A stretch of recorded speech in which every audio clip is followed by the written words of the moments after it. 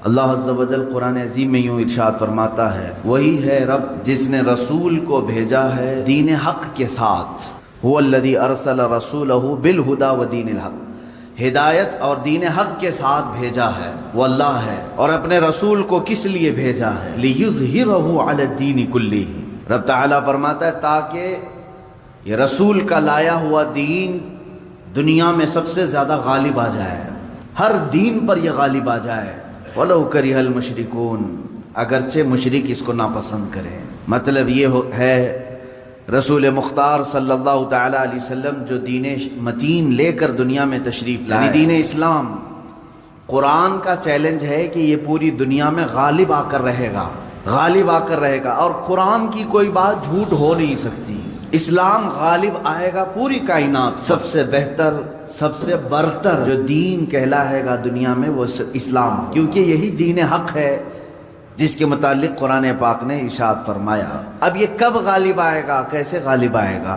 رسول پاک صلی اللہ تعالی علیہ وسلم تشریف لائے تھے تو صرف مکہ والوں میں یہ دین کا پرچار کرنا مقصد نہیں، بلکہ یہ دین عالمی ہے، آفاقی مذہب ہے، ہر کونے کونے تک پہنچانا یہ مقصد رہا۔ اسی لیے رسول پاک صلی اللہ تعالی علیہ وسلم نے مدینہ طیبہ ہجرت کر فرمانے کے بعد کچھ خاص صحابہ کو سفیر بنایا اور خط لکھے بادشاہوں کے نام، کسریٰ کے نام پر، شاہ مقوقس کے نام پر، روم کے بادشاہ کے نام پر یہ خطوط لکھے گئے، اور صحابہ لے کر پہنچے بھی، اور ان کے درباروں میں بادشاہوں کو ڈائریکٹ انہوں نے اسلام کی دعوت دی، صحابہ اکرام نے، اور کہا اسلم تسلم، اسلام لاؤ امن پا جاؤ گے۔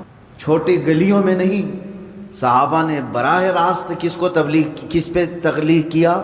بادشاہوں پر، اور ان میں کچھ بادشاہ دائرہ اسلام میں آ بھی گئے اور کچھ ظلم و زیادتی بھی کیے صحابہ کے ساتھ۔ حضور صلی اللہ تعالی علیہ وسلم کے ایک قاصد صحابی کو ایک بادشاہ نے قتل کر دیا، یہ پیغام لانے کی بنیاد پر، اور ایک بادشاہ کسریٰ نے حضور اکرم صلی اللہ علیہ وسلم کا خط پھاڑ کر پھینک دیا جو اسلام کی دعوت میرے آقا صلی اللہ علیہ وسلم نے اس تک پہنچائی تھی۔ لیکن ہوا کیا؟ جب واپس خبر آئی مدینہ طیبہ، رسول اکرم صلی اللہ علیہ وسلم کو جب یہ خبر دی گئی تو میرے آقا نے فرمایا دیکھنا عنقریب جس طرح اس نے میرے خط کو پھاڑا اللہ اس کی سلطنت کو ٹکڑے کر دے گا۔ چند سال نہیں گزرے تھے، کسریٰ کے محل میں بغاوت شروع ہو گئی۔ کس نے بغاوت کی؟ خود اس کے گھر والوں نے، اس کے بیٹوں نے، یہاں تک کہ بادشاہ کو قتل کر دیا گیا، بادشاہ کو قتل کر دیا اس کے اپنوں نے، اور اس کی سلطنت جو کسریٰ سپر پاور تھا اس وقت کا امریکہ تھا، اس کے اتنے ٹکڑے ہو گئے کہ 14 صدیاں گزر گئی، آج تک دوبارہ کوئی کسریٰ آیا نہیں۔ وہ سپر پاور کبھی دوبارہ دنیا میں آ نہیں سکا۔ عزیزان گرامی وقار، رسول پاک صلی اللہ تعالی علیہ وسلم نے پورے دنیا میں اسلام کی تبلیغ کے لیے صحابہ کو بھیجا، حتیٰ کہ ہم ہندوستان میں ہیں، یہاں سے لے کر عرب شریف جو ہے مکہ یا مدینہ طیبہ 4000 کلومیٹر سے لمبا فاصلہ ہے۔ آج تو پلین اڑ کر کے گھنٹوں میں ادھر سے ادھر ہو جائے گی۔ اس وقت میرے آقا صلی اللہ تعالی علیہ وسلم کی حیات طیبہ میں ہی سن 8 ہجری میں ہی چند صحابہ کی جماعت ہندوستان بھی آئی اور اسلام کی دعوت یہاں پر انہوں نے پیش کیا۔ یہ کیرلا کی سرزمین سے اسلام کی دعوت شروع ہوئی اور دیکھتے ہی دیکھتے پورے ہند میں بھی پھیلی۔ چند سالوں کے بعد محمد بن قاسم آیا، ان کے ذریعے سے اسلام کی دعوت اور پھیلی، ان کے بعد اور تابعین آئے، پھر سرکار غریب نواز تشریف لائے اور ان کے ذریعے سے اسلام کی تبلیغ میں کافی اشاعت ہوئی۔ میں یہ کہنا چاہتا ہوں کہ اللہ تبارک و تعالیٰ نے جو فرمایا لِيُظْهِرَهُ عَلَى الدِّينِ كُلِّهِ، یہ رسول کو جو دین دے کر بھیجا ہے اللہ، اسی لیے بھیجا ہے کہ پوری دنیا کے دینوں پر یہ غالب آ جائے، سارے مذہب پر، سارے مذاہب پر اسلام غالب آئے گا، اگرچہ کافر اور مشرک اس کو ناپسند کریں گے، میرے عزیزو، وہ وقت اب تک نہیں آیا جو قرآن نے وعدہ کیا ہے کہ یہ دین غالب آ کر رہے گا، اب تک نہیں آیا۔ غالب کا مطلب یہ ہوگا کہ پوری دنیا میں صرف یہی چلے گا اور کچھ نہیں چلے گا۔ غالب کا معنی یہ میں یہاں مراد لے رہا ہوں۔ اس طرح سے 1400 سال میں کبھی نہیں ہو سکا۔ سیدنا ابو بکر صدیق رضی اللہ تعالیٰ عنہ کے زمانے میں خلافت کی وسعت ہوئی، یمن تک پہنچ گیا۔ حضرت عمر فاروق رضی اللہ تعالیٰ عنہ کے زمانے میں اور وسعت ہوئی، شام، ایران، عراق، مصر، یہ سب دائرہ اسلام میں آئے۔ حضرت عثمان غنی رضی اللہ تعالیٰ عنہ کے زمانے میں اسلام کی سرحدیں اور پھیلیں، یہاں تک کہ آذربائیجان تک پہنچ گئے۔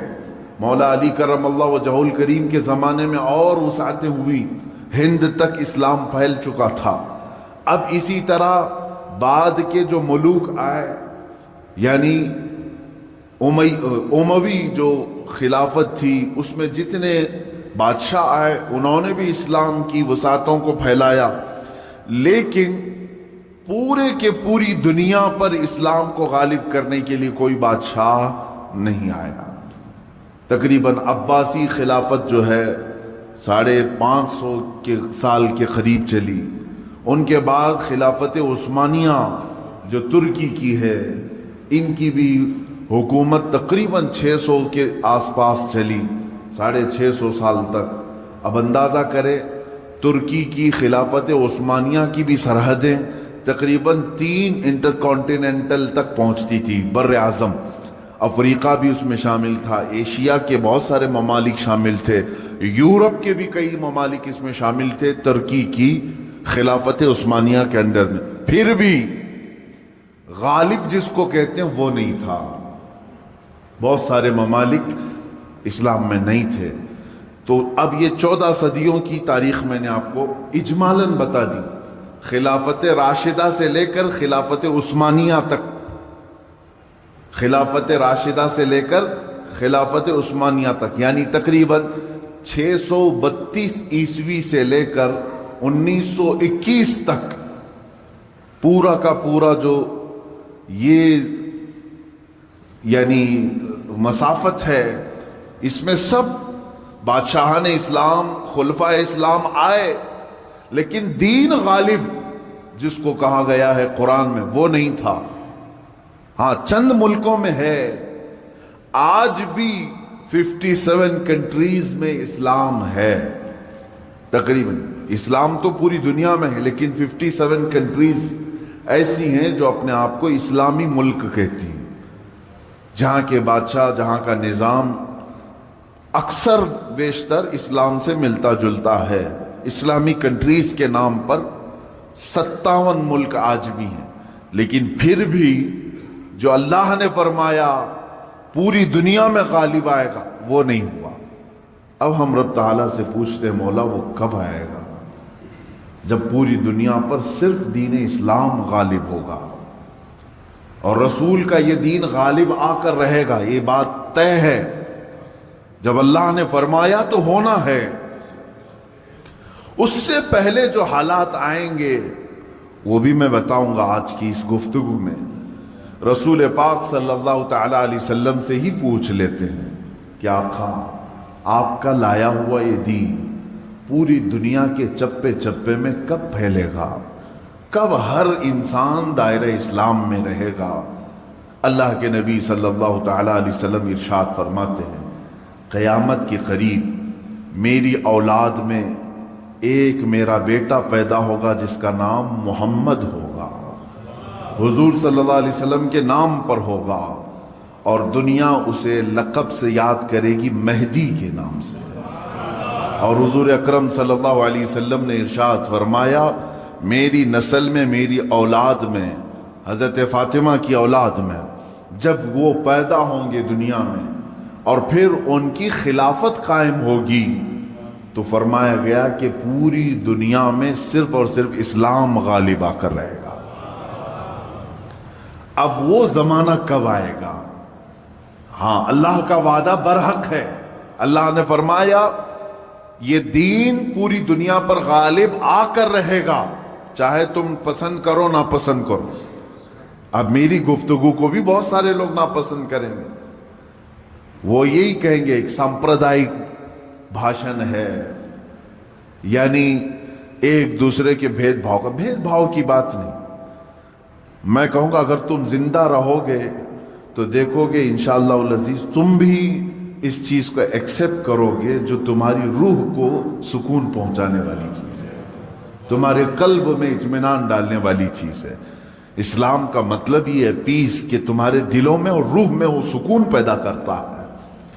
عزیزان گرامی وقار, اب رسول پاک صلی اللہ تعالی علیہ وسلم کے فرمان کا مقصد میں آپ کو سمجھاؤں. حضور نے فرما دیا قیامت کے قریب میری اولاد میں میرا ایک بیٹا پیدا ہوگا جس کا نام میرے نام سے مشابہ ہوگا, یعنی محمد, اور اسے پورا زمانہ امام مہدی کے نام سے یاد کرے گا, اور وہ پوری دنیا میں کائنات میں اسلام کو غالب لا کر رہیں گے. اسی زمانے میں عیسیٰ علیہ السلام کا نزول بھی ہوگا.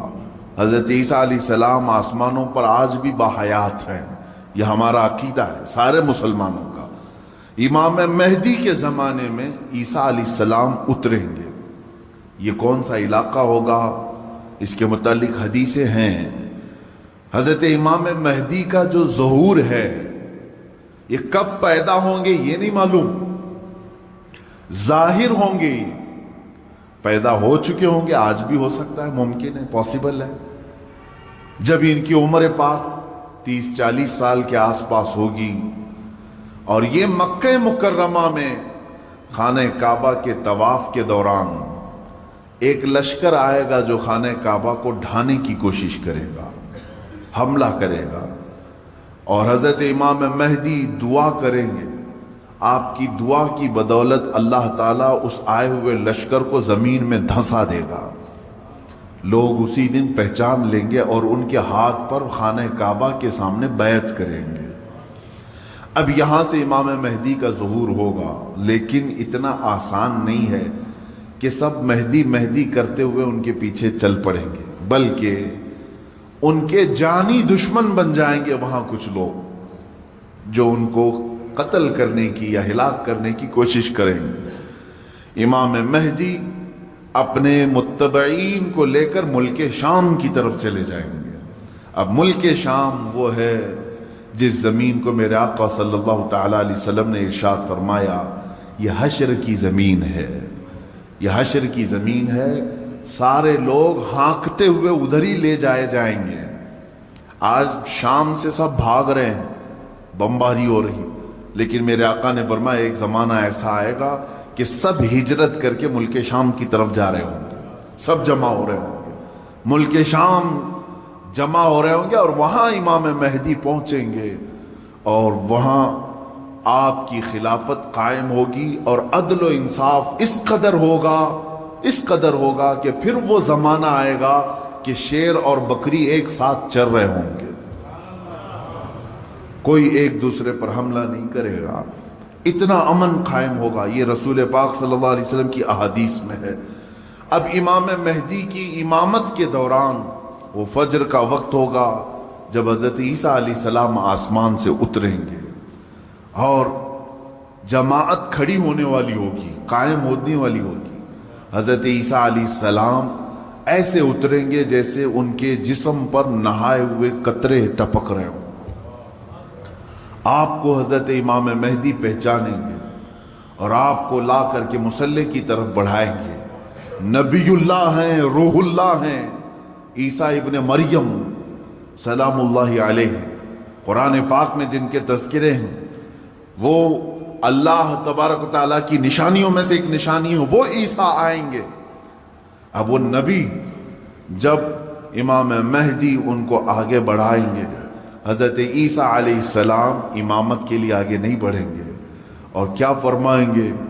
ارشاد فرمائیں گے کہ یہ مصلی امامت امت محمدیہ کا حق ہے, آپ امت مصطفیٰ ہیں, آپ امامت کریں, ہم مقتدی بنتے ہیں. اللہ اکبر. رسول پاک صلی اللہ علیہ وسلم کے مقتدی بنے سارے انبیاء, یہ تو معلوم ہے لیکن رسول کی ایک امتی کے مقتدی بھی عیسیٰ علیہ السلام بن رہے ہیں۔ میرے عزیزو، یہاں نبوت کا درجہ گھٹانا مقصد نہیں ہے، بلکہ یہاں امت مصطفیٰ کی فضیلت بتانا ہے۔ امام مہدی کی امامت ہوگی، اس کے بعد پھر جو دنیا میں حالات ہوں گے وہ کیا ہوں گے؟ دجال آ چکا ہوگا اور دجال اپنے فتنے پھیلا رہا ہوگا، اور اب دجال کو کون مارے گا، کون ختم کرے گا؟ سارے لوگ پریشان ہو چکے ہوں گے، قتل عام کر رہا ہوگا لوگوں کو، ایمان والوں کا۔ جو اسے خدا کہے اسے چھوڑ دے، اور جو اسے خدا نہ مانے اسے دونوں پیر پکڑ کر چیر دے یا گرم کھولتے ہوئے تیل میں ڈال دے۔ ظلم و ستم کی حد کر دے گا۔ کچھ لوگ ڈر کر کے کفر کر دیں گے، شرک میں مبتلا ہو جائیں گے، اور کچھ ایمان پر قائم رہیں گے، لیکن یہ زمانہ زیادہ دن تک نہیں چلے گا۔ حضرت عیسیٰ علیہ السلام کے نزول کے بعد عیسیٰ علیہ السلام کی جہاں تک خوشبو جائے گی یا ہوا انہیں مس کر کے نکل رہی ہوگی، تو وہ ہوا دجال کو جیسے لگے گی وہ پگھلتا جائے گا، جیسے موم آگ کی گرمی سے پگھلتا ہے، دجال عیسیٰ علیہ السلام کی دوری کی ہوا سے ہی پگھل رہا ہوگا۔ یہاں تک کہ مقام لد ایک جگہ ہے، اسرائیل میں ہے وہ آج، اور دنیا کا بڑا ایئرپورٹ انہوں نے وہاں پر بنایا ہے، مقام لد کا ایئرپورٹ بھی بنا ہوا ہے۔ اور حدیث پاک میں ہے عیسیٰ علیہ السلام مقام لد پہ اس کو اپنے تیر سے نشانہ بنائیں گے اور قتل کر دیں گے، اور امت مصطفیٰ کا یہ آخری فتنہ بھی ختم ہو جائے گا۔ اب اس کے بعد کیا ہوگا؟ وہی آیت جو میں نے تلاوت کیا، اللہ نے فرمایا هو الذی ارسل رسولہ بالہدی ودین الحق لیظہرہ علی الدین کلہ، وہ اللہ ہے جس نے اپنے رسول کو دنیا میں بھیجا ہے ہدایت کے ساتھ اور دین حق کے ساتھ، اس لیے کہ اس رسول کا دین پوری دنیا پر غالب آ کر رہے۔ اب یہ دین غالب آئے گا دجال کے خاتمے کے بعد امام مہدی کے ہاتھوں سے۔ ہر ملک یا ہر سلطنت جہاں کہیں تخت ہوگا وہاں پرچم صرف اسلام کا لہرا رہا ہوگا۔ وہ زمانہ آئے گا، وہ غالب ہو کر رہے گا دین، اور اللہ رب العزت نے یہ ارشاد فرمایا ہے کہ تم پر کسی اور کو پھر اللہ غلبہ نہیں دے گا۔ یہ زمانہ بھی کافی سال تک چلے گا، لیکن اس غلبہ اسلام سے پہلے کیا کیا ہونا ہے وہ بھی تو ہمیں جاننا ضروری ہے۔ آج کے وہی حالات ہیں جو مجھے اس گفتگو پر آمادہ کر رہے ہیں۔ میں نے بات تو کہہ دی آپ کو، حدیث کی روشنی میں بتا دیا کہ اسلام غالب آئے گا پوری کائنات پر دجال کے خاتمے کے بعد اور امام مہدی کے ہاتھوں سے۔ اب یہ دو بڑی نشانیاں حضور نے فرمائی، ایک تو حضور کی آل میں سادات میں امام مہدی پیدا ہوں گے، دوسرے کہ دجال آئے گا۔ یہ دونوں کا زمانہ ایک ہے۔ یہ کب ہوگا؟ کیا اس سے پہلے کچھ نشانیاں ہیں کہ دجال آنے والا ہے؟ میرے عزیزو، ہم سے زیادہ نشانیاں یہودی پڑھ کر کے انتظار میں، عیسائی پڑھ رہے ہیں۔ ایک بات یاد رکھیں، دجال کے دشمنوں میں ہم ہیں اور عیسائی ہیں۔ وہ دجال کو بھی اپنا دشمن سمجھتے ہیں عیسائی، وہ اینٹی کرسٹ ہے، عیسائیوں کا بھی وہ دشمن ہے، لیکن یہودی اس کو اپنا مسیحا سمجھتے ہیں۔ وہ کہتے ہیں ہمیں نجات دلانے والا، ہمیں پوری دنیا میں غالب کرنے والا۔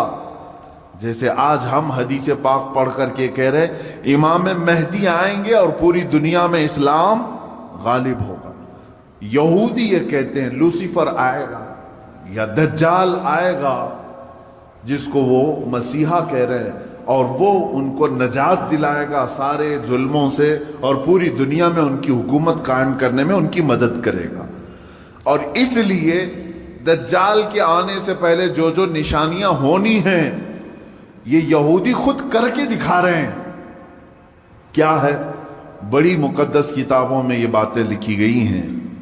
देखना दज्जाल के आने से पहले दुनिया में एक बड़ी अलामत ये जाहिर होगी कि दुनिया हक को बातिल बनाकर पेश करेगी और बातिल को हक बनाकर पेश करेगी। ये है आज सच को झूठ में तब्दील करके दिखा दिया जाए, शौबदाबाजी, और अच्छे खासे लोग भी, पढ़े लिखे लोग भी उसको झूठ समझने लग जाएं, यानी सच को झूठ बनाना और झूठ बात को सच समझाना। ये इस काम में अगर सबसे ज्यादा महारत किसी को है तो ये दज्जाली मीडिया को है। मीडिया आज दज्जाल के आने के रास्ते हमवार कर रही है, और खुद आलमी मीडिया की बात कर रहा हूं मैं, पूरी दुनिया की मीडिया इसमें मुलव्विस है। जहनों को डाइवर्ट कर देना, असल मुद्दे से भटका देना, ये काम कौन कर रहा है आज? सबसे ज्यादा मीडिया कर रही है।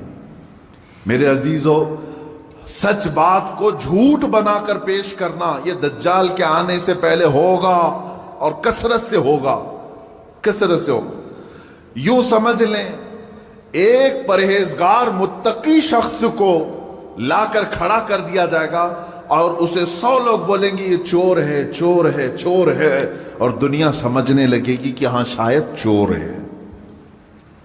दुनिया समझने लग जाएगी। यानी तकरीबन 90% लोग इनकी बातों पर यकीन करने लग जाएंगे कि शायद ये चोर है, शायद ये चोर है।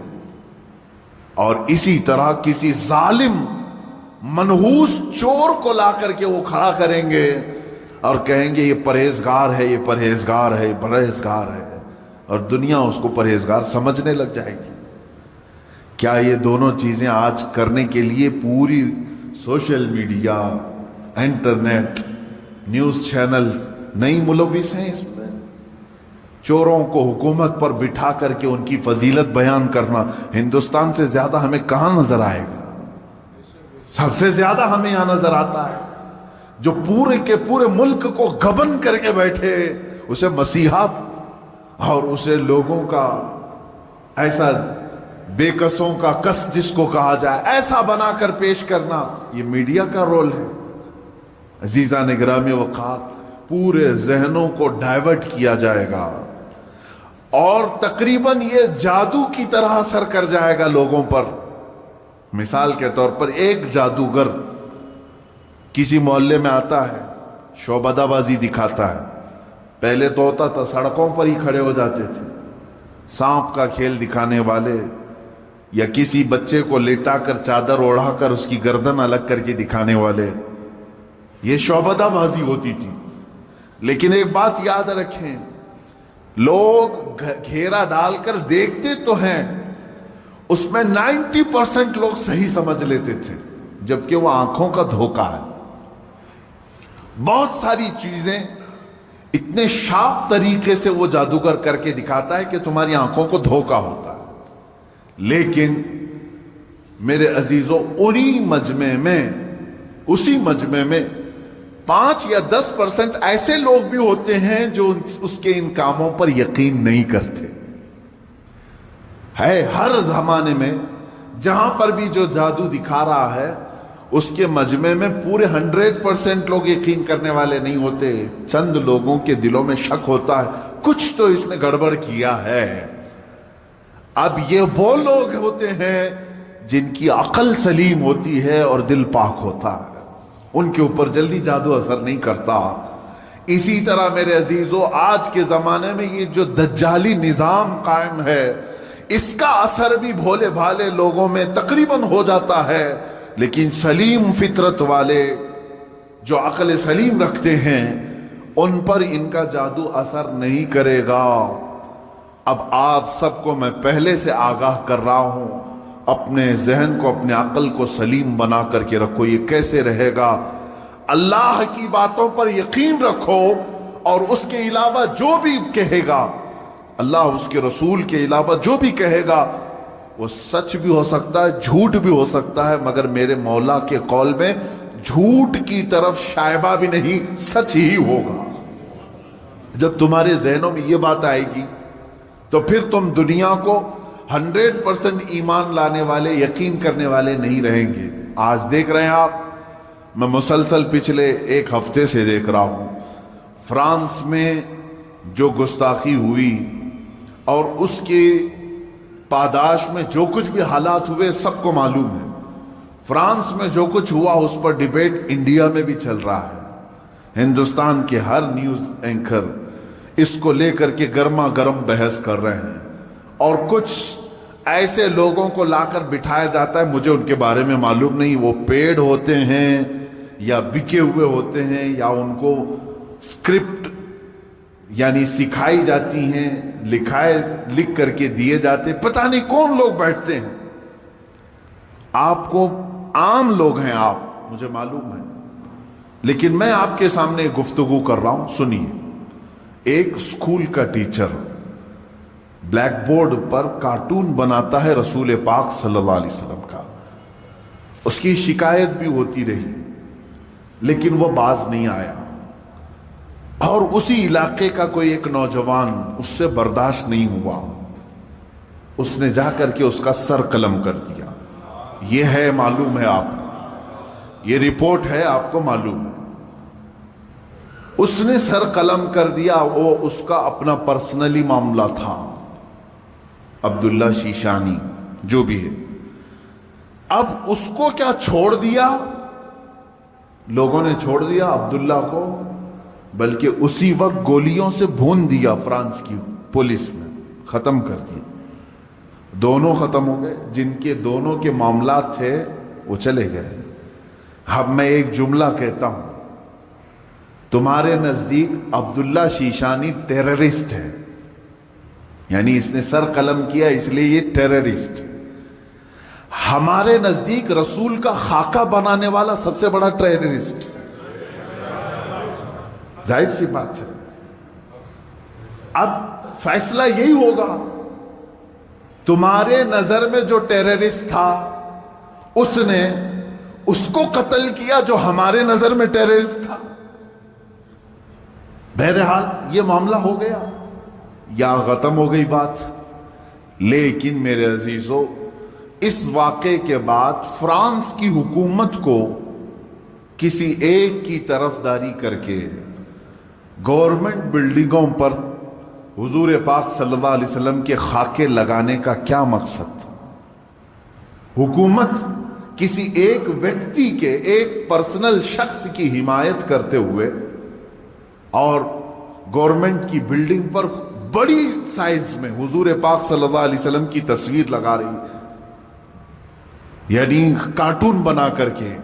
کارٹون در حقیقت یہ گالی کی صورت ہے، آدمی صاف گالی نہیں دے سکتا تو اس کی صورت بگاڑ کر کے کہیں لکھ دے، حضور پاک صلی اللہ علیہ وسلم کو انہوں نے کیا۔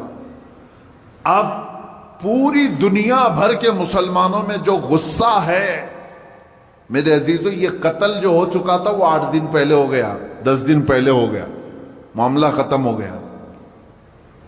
اس قتل پر کسی نے احتجاج نہیں کیا، کہیں ہے کسی پروٹیسٹ نہیں ہوا۔ پوری دنیا بھر کے مسلمان جو راستوں پر آئے یا پروٹیسٹ کیے، کس کے متعلق؟ فرانس کی حکومت نے جو یہ غلطی کی ہے، اپنی عمارتوں پر، گورنمنٹ کی بلڈنگوں پر جو رسول پاک کے خاکے لگائے، اس کے خلاف پوری دنیا بھر کے مسلمانوں کو غصہ ہے، اور سب آئے۔ یہ بات صاف صاف میں بتا رہا ہوں آپ کو، سنیے۔ آپ کا میرا غصہ بھی کس پر ہے؟ دیکھیں، ٹیچر کا معاملہ ختم ہو گیا، اس نے کیا تھا، سامنے والے نے مار دیا، وہ معاملہ ختم ہو گیا، وہاں ختم ہو گئی چیز۔ اور جس نے قتل کیا اس کو بھی تم لوگوں نے نہیں چھوڑا، وہ بھی اس کو بھی گولیوں سے مار دیا، معاملہ ختم۔ لیکن ایک گورنمنٹ کا بلڈنگ پر اس طرح سے تصویریں لگانا، یہ در حقیقت پوری دنیا کے مسلمانوں کو جھنجھوڑنا تھا، پوری دنیا کے مسلمانوں کے دلوں پر ضرب لگانا تھا۔ اب ہم پروٹیسٹ کیے، آپ پروٹیسٹ کیے، ہم نے کہا، لیکن ہندوستان میں آنے کے بعد اب دجالی نظام کی جو میڈیا ہوتی ہے، یہ کیا کرتی ہے؟ पूरे बहस को डाइवर्ट करती है, पूरे मुद्दे को डाइवर्ट करती है। ये सारे जितने प्रोटेस्ट हो रहे हैं, न्यूज वाले इसे क्या दिखा रहे हैं जानते हैं आप? न्यूज वाले ये दिखा रहे हैं कि देखो, एक टेररिस्ट की हिमायत में इतने मुसलमान हिंदुस्तान की सड़कों पर आ गए। यानी अब्दुल्ला शीशानी ने जो कत्ल किया टीचर का, उसकी हिमायत में ये सारे लोग खड़े हैं और पूरा डिबेट इसी पर चल रहा है। क्या आप लोग हिंदुस्तान में रह करके एक कत्ल की हिमायत करते हैं, एक कत्ल की हिमायत करते हैं? हमने कहां ये कत्ल के मुतालिक प्रोटेस्ट किया है, बताओ जरा सही। उस अब्दुल्ला नामी लड़के का किसी एक के हाथ में बैनर आया पूरी दुनिया में कहीं पर कि उसके कत्ल की हिमायत में प्रोटेस्ट हो रहा है? मेरे अजीजों, पूरे मुद्दे को डाइवर्ट करना ये मीडिया का काम है, जबकि इन्हें मालूम है कि पूरी दुनिया के मुसलमान जो प्रोटेस्ट कर रहे हैं वो कत्ल के मुतालिक नहीं, बल्कि वो फ्रांस की गवर्नमेंट की हरकतों पर प्रोटेस्ट कर रहे हैं। अब उसकी एक मिसाल मैं आपको बता दूं। ये मीडिया एंकर्स ये कहते हैं कि फ्रांस का वो अंदरूनी मामला है, वो अंदरूनी मामला है, वो चाहे उनको फ्रीडम ऑफ एक्सप्रेशन है, वो सेकुलर है, वो चाहे तो किसी एक व्यक्ति की हिमायत करें और बिल्डिंग की पूरी तस्वीर लगा दें रसूल पाक सल्लल्लाहु तआला अलैहि वसल्लम की तस्वीर से। मेरे अजीजों, अगर ये फ्रांस का अंदरूनी मामला है तो इंडिया में डिबेट क्यों हो रहा है? आपके न्यूज रूम में ये बहस क्यों हो रही है? आप ये समझें, इस जमाने का सबसे बड़ा खतरनाक जाल ये मीडिया है, न्यूज का जो। अब जाहिर सी बात है, ये हमारी भी क्लिप्स उठा करके चलाएंगे और फिर हमें भी बताएं भड़काऊ मौलाना है, सांप्रदायिक फैलाने वाले हैं, हमारी गुफ्तगू को काट करके पेश करेंगे, इनका काम ही वो है। लेकिन मैं आपको बताऊं कि पूरे हिंदुस्तानी मुसलमानों के दिमाग को डाइवर्ट कर रहा है कि तुम लोग जो प्रोटेस्ट कर रहे हो, एक कत्ल की हिमायत में कैसे प्रोटेस्ट कर रहे हो? इनसे कोई भी डिबेट में बैठने वाला ये नहीं कह रहा है, बल्कि वहां साबित करने की कोशिश कर रहे हैं कत्ल ऐसा हो सकता है, वैसा हो सकता है। मेरे अजीज, यहां कहना तो ये चाहिए था कत्ल हुआ और उसके मुकाबिल में जिसने कत्ल किया उसका भी कत्ल हो गया। हम उस मुद्दे पर बात नहीं कर रहे हैं, हम तो गवर्नमेंट के खिलाफ बात कर रहे हैं जो फ्रांस की हुकूमत ने अपनी इमारतों पर मेरे आका की तस्वीर कुशी की है, हम उसके खिलाफ खड़े हैं। अब मुझे एक बात बताएं, क्या किसी एक शख्स के कुछ ऐसा कत्ल करने की बुनियाद पर पूरी दुनिया भर के 180 करोड़ मुसलमानों के नबी की तौहीन करना जायज हो सकता है? जायज हो सकता है? मुझे ये बताओ कि अगर किसी एक हिंदू ने टेरर अटैक किया किसी पर, तो क्या करोड़ों हिंदुओं के भगवान की तस्वीर लगा करके उसकी मजम्मत की जा सकती है? हम इसके कायल नहीं। एक हिंदू ने अगर टेरर अटैक किया किसी पर, तो करोड़ों हिंदुओं के राम कृष्ण की तस्वीर कुशी करना, इसकी इजाजत नहीं देते हम। सारे मजहब के जो देवी देवता हैं, हम उनको क्रिटिसाइज कहां कर रहे हैं? अजीजा ने गिरामी वकार, ये इस्लाम है जो इंसाफ सिखाता है। अगर किसी एक के साथ कुछ मामला हुआ है तो उसके पूरे घर को लेकर के ना गिरफ्तार करो, उसके पूरे दीन पर उंगली ना उठाओ। आज यही दुनिया में हो रहा है और पूरी दुनिया में। मुझे तो ये समझ में नहीं आता इन पर केस क्यों नहीं होता, ये मीडिया एंकर्स पर। ये सीधे ये जुमला बार बार कहते हैं, इस्लामिक आतंकवाद ने हमला किया, इस्लामिक आतंकवाद ने हमला किया। जानते हैं आप, कभी इन लोगों ने न्यूजीलैंड में होने वाले उस हमले को ईसाई आतंकवादी कहा था, जो एक जालिम वहशी ने बंदूक से 60-70 मुसलमानों को जो नमाज में थे कत्ल कर दिया, शूट कर दिया? क्या आपको नहीं मालूम उस वक्त ये मीडिया वालों ने क्या ईसाई आतंकवाद कहा था, क्रिश्चियन टेररिज्म कहा था? کیا ہندوؤں میں سے کوئی ایسے اٹیک نہیں کیا آج تک؟ میرے عزیزو، یہاں ہندوستان میں تو تاریخ بھری پڑی ہوئی ہے۔ عبداللہ شیشانی جو تھا اس کو برداشت نہیں ہوا، اس نے سامنے والے پر حملہ کر دیا۔ کس لیے؟ اس لیے کہ اس کے نبی کی توہین تم سامنے کر رہے تھے۔ نبی تو بہت دور کی بات ہے میرے سے۔ یہاں حالات انسان کے ایسے ہیں، ہمارے ماں باپ پر بھی اگر کوئی گالی گلوچ کرتا ہے تو ہم خاموش کہاں بیٹھتے ہیں؟ کوئی خاموش بیٹھتا ہے؟ اٹھاتا ہے، مارتا ہے۔ تو انسان کی یہ فطرت ہے۔ لیکن اس سے بڑی آتنکوادی میں یہاں تمہیں بتاؤں جو موب لنچنگ کی شکل میں چل رہی ہے، اس کو کوئی آتنکوادی نہیں کہتا۔ ایک تبریز کو پکڑ کر کے سارے یہ سنگھی جو اصل بھنگی ہیں سب مارتے ہیں اور قتل کر ڈالتے ہیں۔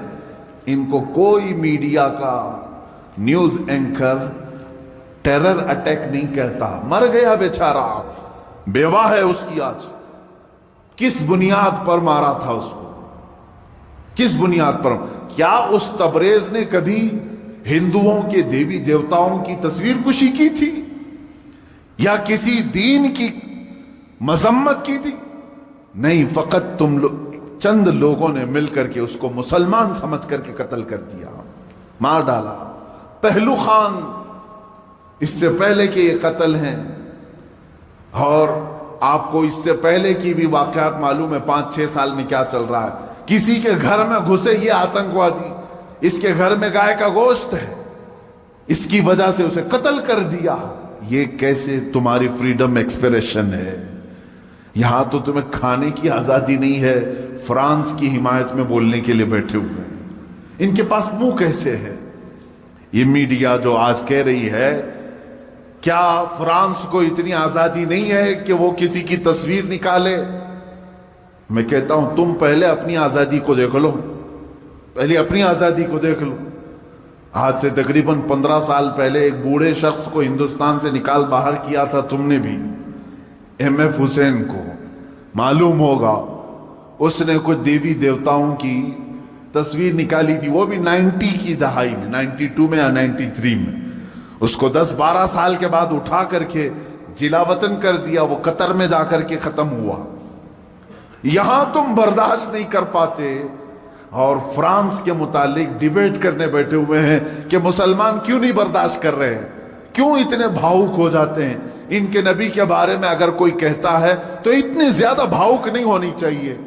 میرے عزیز، تمہیں معلوم نہیں تم اپنے دیوی دیوتاؤں سے کیسی محبت کرتے ہو، یہ ہمیں معلوم نہیں، لیکن ہم اپنے نبی سے اپنی جان سے زیادہ محبت کرتے ہیں۔ تم قتل کر لو، تم ٹکڑے کر لو، ہمارے بہت سارے ٹکڑے ہو چکے ہیں، آج ہم ان کے متعلق کھڑے بھی نہیں ہو پا رہے ہیں۔ شام جل گیا ہے، یمن برباد ہو گیا ہے، عراق تباہ ہو گیا ہے۔ کون ہے دنیا میں جو پروٹیسٹ کرتے ہوئے آگے آ رہا ہے؟ کون ہے؟ اس لیے کہ ہم اپنے ٹکڑے تو برداشت کرتے ہیں، نبی کی شان میں ادنا توہین برداشت نہیں کر سکتے۔ یہ ہماری جان سے زیادہ کا معاملہ ہے۔ آپ یہ سمجھتے ہیں فریڈم آف ایکسپریشن ہونا چاہیے، یعنی آزادی اظہار رائے اس کو کہتے ہیں، اپنی رائے کے اظہار کرنے کی آزادی۔ دے کر کے دکھاؤ، یہاں ہم پر کیس کر دیں گے، آپ نے ایسی باتیں کیوں کی۔ میں آپ سے پوچھتا ہوں، کیا مجھے فریڈم آف ایکسپریشن نہیں ہے؟ فریڈم آف سپیچ نہیں ہے؟ ہمیں گفتگو کرنے کی ہمارے پاس یہاں پر کسی کو آزادی نہیں۔ کتنے تو رپورٹروں کو ان لوگوں نے جیل میں بھیج دیا ہے حق بات بتانے کی وجہ سے۔ ابھی کل یا پرسوں ایک کتے کو گرفتار کیا ہے تو پوری کی پورے لوگ راستوں پر کھڑے ہو گئے۔ نہیں، یہ فریڈم آف ایکسپریشن کے خلاف ہے، اس لیے کہ ہمارا پالا ہوا تھا، تم نے کیسے پکڑ لیا؟ ہمارا پالا ہوا تھا۔ اصل میں بات یہ ہے کہ ایک اسٹیٹ کی میونسپلٹی نے یا پولیس نے یہ سمجھا کہ آوارہ کتا ہے اور گرفتار کر لیا۔ ہوا ایسی ہی، ادھر ادھر پھرنے والے کتوں کو میونسپلٹی گرفتار کرتی ہے، لیکن شاید میونسپلٹی کو معلوم نہیں تھا اس کے گلے میں پٹا تھا کسی کا، وہ پالا ہوا تھا۔ اس کی وجہ سے اب مالک راستے پر آ گئے کہ ہمارا کتا گرفتار ہو گیا ہے.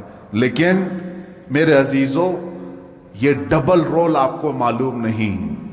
آپ ایک دوسرے اسٹیٹ میں جائیں، تحقیق کریں، آپ کو معلوم ہوگا صرف 4 سال کے اندر 10 یا 12 ایسے نیوز اینکر ہیں جنہوں نے صحیح بات بتائی تو ان پر کیس ٹھوک دیا اور انہیں اندر بھیج دیا ہے. وہاں کہاں ہے فریڈم آف ایکسپریشن؟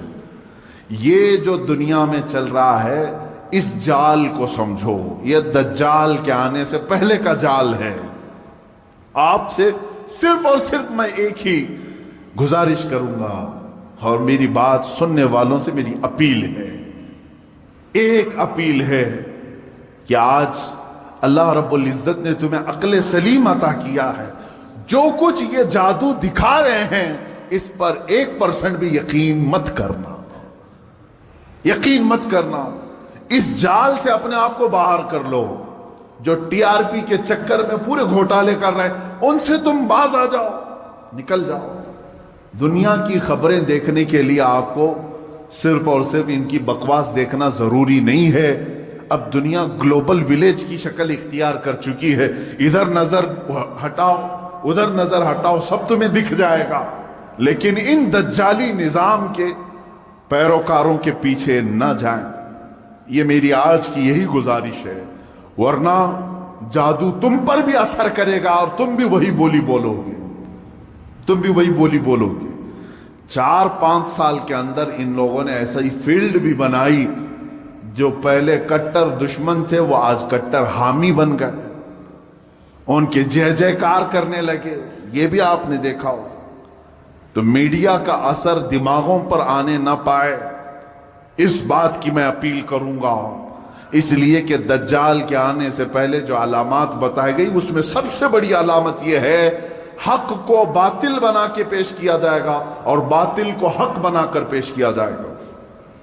جیسے فلسطین کو بھی دیکھ لیں. فلسطین ایک چھوٹا سا ملک، یہ فرسٹ ورلڈ وار میں مسلمانوں کی آبادی پوری 4000 یہودیوں کو رہنے کے لیے شرن دیا گیا. شرن کہتے ہیں نا، پناہ دی گئی 4000 یہودیوں. اب یہ ان کی ہجرت شروع ہوئی 4000 سے. فلسطین جانے لگے لاکھوں کی تعداد میں پہنچ گئے. 1948 کے زمانے میں 1947 جو ہماری آزادی کا سال ہے، اسی کے دوسرے سال اسرائیل میں وہ جو 4000 آئے تھے اب لاکھوں کی تعداد میں جمع ہوئے. انہوں نے اعلان کر دیا کہ یہ فلسطین نہیں ہے، یہ اسرائیل ہے، یہ ہمارا ملک ہے، ہمارے باپ داداؤں کا ملک ہے، پہلے سے ہم یہیں آباد تھے. اب وہ دنیا کو منانے لگے، اپنی ایمبیسیاں ہر ملک میں کھولنے لگے. کچھ ملک اس وقت نہیں تسلیم کر رہے تھے کہ نہیں تم کنٹری نہیں ہو، تم زبردستی قبضہ کیے ہو. لیکن میڈیا نے اتنا دماغ واش کیا کہ آج عرب کی دھرتی پر بیٹھے ہوئے بادشاہ بھی یہ کہنے لگے فلسطین تھا ہی نہیں، اسرائیلی اصل ہے. مان لیا. یہ جادو اثر کر گئے. آج متحدہ عرب امارات بھی کہتا ہے کہ اسرائیل ایک کنٹری ہے، ہم اس کو تسلیم کرتے ہیں. سعودی نے بھی تسلیم کر لیا ہے. جارڈن تو بہت پہلے سے تسلیم کیا ہوا، مصر تسلیم کیا ہے. اب سوڈان کی باری ہے. اس طرح سے جو اسلامک کنٹریز تھے وہ کہتے تھے فلسطین ہمارا قبلہ اول ہے، وہاں پر بیت المقدس ہے، سالہ سال سے مسلمان آباد ہیں. کوئی تسلیم نہیں کرتا تھا، لیکن میڈیا کا جادو اثر کرتا رہا. انہوں نے ایسی فیلڈ بنائی کہ اب ہر کوئی ان کے انڈر میں آتا رہا. یہ دجال کے آنے سے پہلے یہ فیلڈ ہموار کی جائے گی. اب مسلمانوں، آپ اپنے ذہن کی خبر لو، اپنے دماغ کی خبر لو. کیا ان کی بنائی ہوئی فیلڈ پر تم بھی اپنا دین بیچ کر کے ان کی جے جے کار کرو گے، یا پھر رسول پاک کے لائے ہوئے دین پر برقرار رہو گے؟ اپنے ذہن کی خبر تم خود لے لینا. دنیا جو دکھا رہی ہے میں اس کو ایکسپٹ کر لوں گا. جیسے مار کر کے کسی کو چور کہلوایا جائے، پولیس کا کام ہوتا ہے. وہ ظلم برداشت نہیں کرتا، آخر میں کہتا ہاں میں نے چوری کر لیا. لے جا کر کے کورٹ میں پیش کر دیا، دیکھو ہم نے اس کو اقرار کرا دیا اس نے چوری کیا، تم نے اس پر اتنی لاٹیاں ماری، اتنا کچھ کیا، مجبور ہو کر کہ اس نے کیا۔ یہی کام پوری دنیا میں کیا جائے گا، جگہ جگہ پکڑ کر کے مارنا، تمہاری داڑیاں کھینچنا، تمہاری ٹوپیاں اتارنا، تمہیں قتل عام کرنا، کسی ملک سے دربدر کرنا، مسلمان ڈر جائے، سہم جائے۔ اور یہ جو بولی بول رہے ہیں کہ تم آتنکواد ہو، آتنکواد ہو، تم ان کے ظلم کو برداشت نہ کر پا کر کے یہ کہنے لگ جاؤ گے کہ ہاں صحیح میں یہ مسلمان آتنکواد ہیں۔ یہاں تک وہ تمہیں لانا چاہتے ہیں، یہاں تک لانا چاہتے ہیں۔ میرے عزیزو، یاد رکھنا یہ جو ظلم کیے جا رہے ہیں آج پوری دنیا میں، اس سے خطرناک ظلم دجال کے زمانے میں آئے گا۔ حضور پاک صلی اللہ تعالی علیہ وسلم نے فرمایا، آدم علیہ السلام کی پیدائش سے لے کر قیامت تک جتنے فتنے آئے، ان میں اگر سب سے بڑا کوئی فتنہ ہے تو وہ دجال کا ظہور ہے۔ میری امت اس میں بھی مبتلا ہوگی، لیکن ڈرو مت، گھبراؤ مت۔ دجال کے آنے کے بعد ہم بچیں گے کیسے؟ ایک بات یاد رکھنا، جس کے ساتھ اللہ ہے، رب ذوالجلال کا یقین اس کے دل میں ہے، وہ دجال کیا 100 دجالوں سے بھی بچ جائے گا۔ اور جو دجال کے فتنوں سے بچ گیا، میرے آقا صلی اللہ علیہ وسلم نے بشارت دی، وہ بغیر حساب کتاب کے جنت میں جائے۔ سارے فتنے تو دنیا میں اس نے جھیل لی، ساری مصیبتیں جھیل لیا ہے، اللہ رب العزت اسے انعام عطا کرے گا، آپ جنت کے حقدار ہوں گے۔ اس لیے اپنے ذہن کو، اپنی طبیعت کو ہمیشہ سنبھال کر کے رکھو، میرا دماغ اور میرا ذہن بکنے والا نہیں۔ اور چاہے یہ ظلم کے پہاڑ ہم پر توڑ دیں، آج ہو رہا ہے، کل ان کی باری تھی، آج ہماری باری ہے، یہ ہو سکتا ہے۔ آج ان کی باری ہے، کل ہماری باری ہے، یہ ہو سکتا ہے۔ ہم اگر اس ظلم کے شکار ہو گئے تو اے میرے سننے والوں، کبھی نہ گھبرانا، کبھی نہ گھبرانا۔ امت کے علماء جاتے رہے لیکن اسلام پھلتا پھولتا ہی رہا۔ آج اگر ہمارے خون کی اسے ضرورت ہے تو ہم اپنے خون سے اس کی سچائی کریں گے، اس لیے کہ ہم یزیدی نہیں، ہم حسینی کردار رکھتے ہیں۔ ضرورت پڑے تو اسلام کے لیے اپنے خون سے آبیاری کی جائے گی اور دین اسلام کی حفاظت کی جائے گی۔